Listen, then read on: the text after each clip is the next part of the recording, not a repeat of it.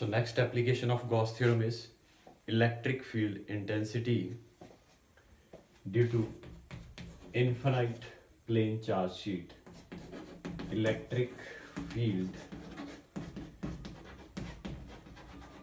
intensity due to infinite plane charge sheet. Plane charged sheet.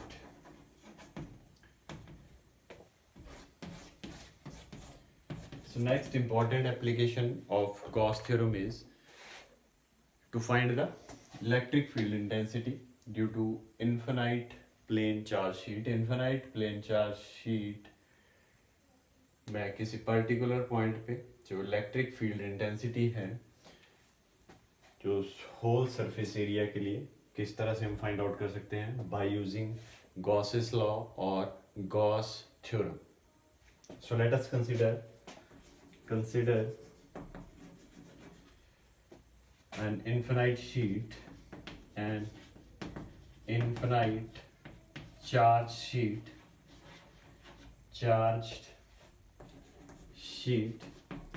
such that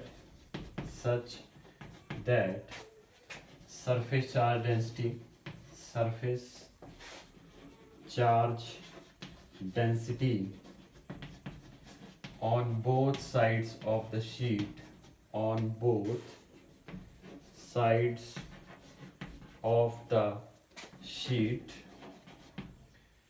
must be same. So मान लीजिए कोई infinite plane charge sheet है. We'll draw it like this. Infinite plane charge sheet.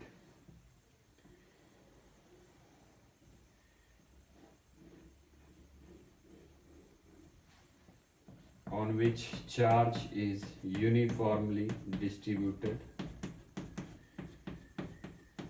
So एक infinite charge sheet जिसके दोनों side पे जो surface charge density है वो क्या है सेम. लेट सरफेस एरिया भी S. Therefore surface charge density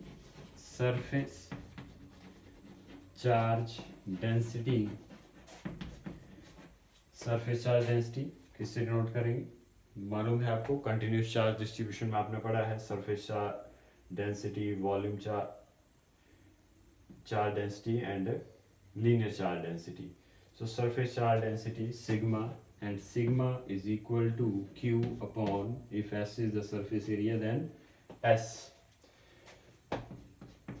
and Q is equal to sigma into S. Let this be equation number 1. मान लीजिए equation number 1 है.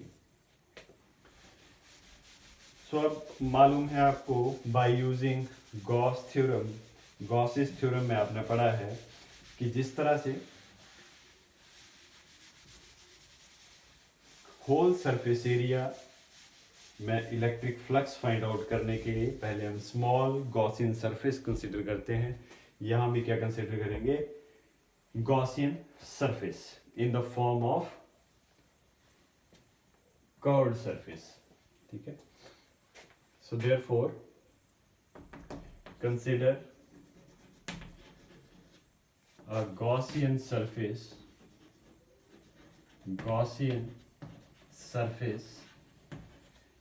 ABCD with length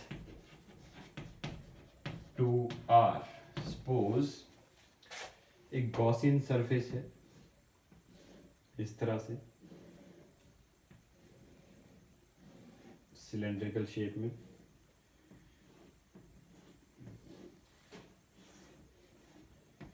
This is Gaussian surface and length जो है इसकी let it be 2r. This length is 2r and surface area and surface area जो है इसका ds. Surface area is ds. This is ds, ds, ds. So surface area ds है, area vector along this direction ds vector. Similarly here ds vector along this direction.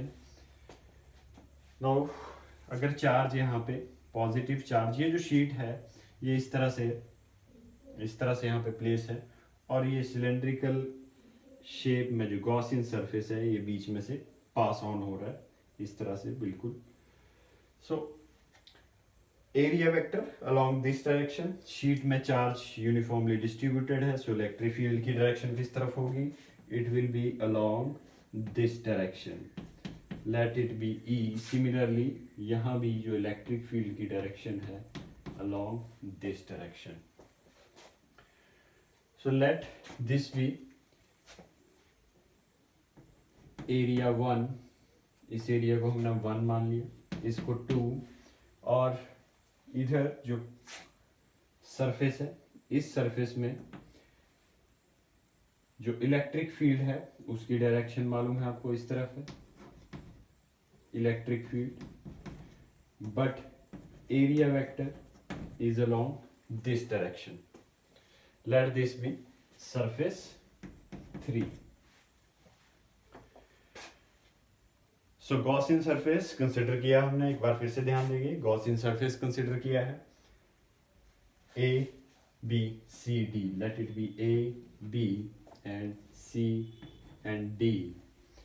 Length है इसकी 2r and surface area is ds, area vector, और electric field इस area 2 के लिए both are in same direction. Similarly first area के लिए दोनों की डायरेक्शन क्या है? सेम है, इलेक्ट्रिक फील्ड की भी और एरिया वेक्टर की भी. इसी तरह इस तरफ ध्यान देंगे, इस तरफ इलेक्ट्रिक फील्ड और जो एरिया वेक्टर है इनके बीच में एंगल जो है वो 90 डिग्री है. They are not in same direction. So whole surface area का total electric flux find out करने के लिए, क्यों फाइंड आउट करेंगे? To find the electric field intensity due to infinite plane charge sheet. इस होल शीट का पहले flux find करेंगे, फिर हम इलेक्ट्रिक फील्ड इंटेंसिटी को इजीली फाइंड आउट कर सकते हैं. सो होल सरफेस पे इलेक्ट्रिक फील्ड फाइंड आउट करने से पहले हमें मालूम है हम क्या करते हैं.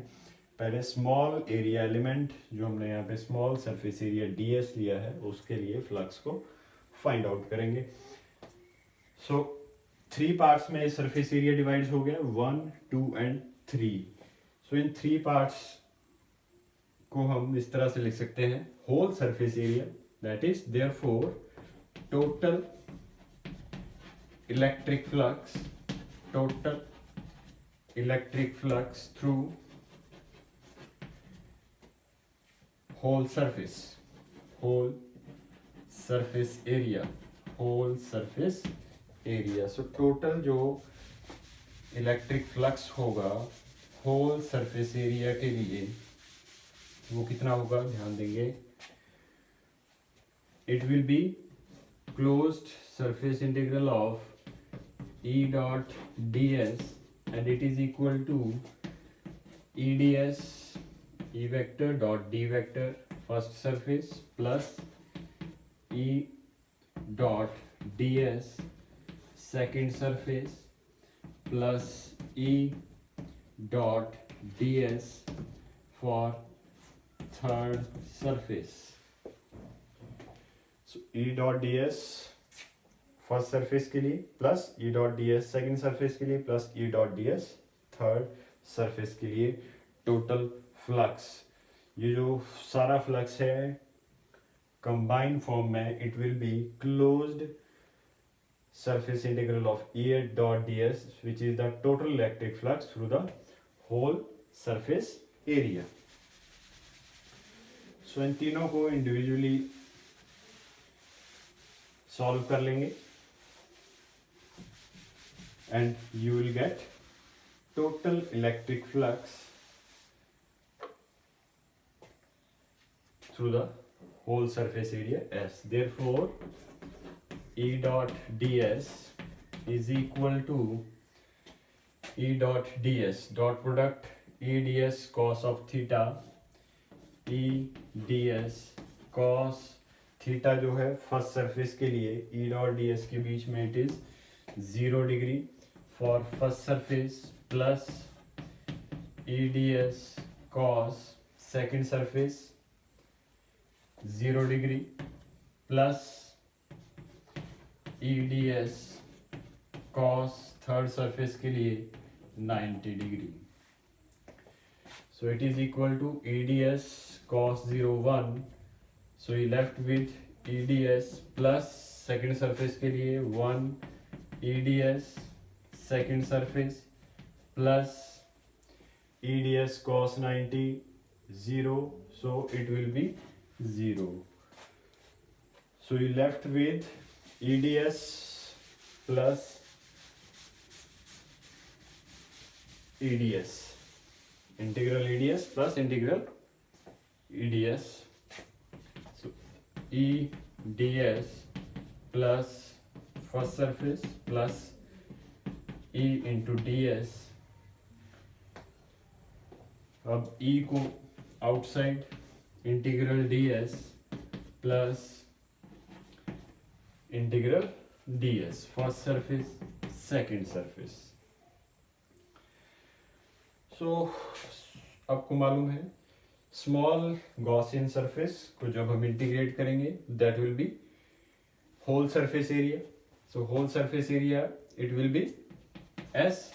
सो implies it is equal to E into S plus E into S, E S plus E S, and it is equal to 2ES. 2ES. So E dot ds close surface integral जो है E dot ds किसके equivalent आ गया 2ES के बराबर. Let this be equation number 2. मान लीजिए ये इक्वेशन नंबर कितनी है 2 है. सो अब ध्यान देंगे as we know that from Gauss's law, as we know that from Gauss's law, as from Gauss's law, E dot ds is equal to किसके इक्वलेंट है E dot ds Q upon epsilon naught. Q upon epsilon naught के बराबर. Let this be equation number 3 और comparing equation 2 and 3. 2 and 3. सो 2 and 3 को compare करेंगे. जब आप 2 और 3 को कंपेयर करेंगे then E dot D S Q upon epsilon naught, और यहाँ पे है E dot D S is equal to 2ES के बराबर. सो हम क्या लिख सकते हैं इसको 2ES is equal to Q upon epsilon 0 और epsilon naught. Q upon epsilon 0, ये Q upon epsilon naught. Also using equation 1. तो आप देखेंगे इक्वेशन 1 में हमने एक वैल्यू फाइंड की थी that is Q is equal to sigma into S. Q is equal to sigma into S, यही थी ना फर्स्ट इक्वेशन. सो सब्स्टिट्यूट कर देंगे यहाँ पे value using equation 1. 2ES is equal to, substituting the value of Q in this equation, Q is equal to sigma S upon epsilon 0. 2ES is equal to sigma S upon epsilon 0 या epsilon naught. So यहाँ से S cancel out with S and you left with 2 E is equal to sigma upon epsilon naught या epsilon 0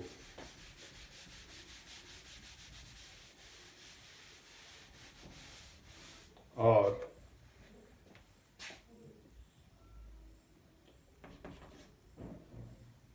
2E is equal to sigma upon epsilon 0 and E is equal to sigma upon epsilon 0 or epsilon naught. So E is equal to sigma upon 2 epsilon naught. Yeah, sigma upon 2 epsilon 0 is the electric field intensity due to infinite plane charge sheet.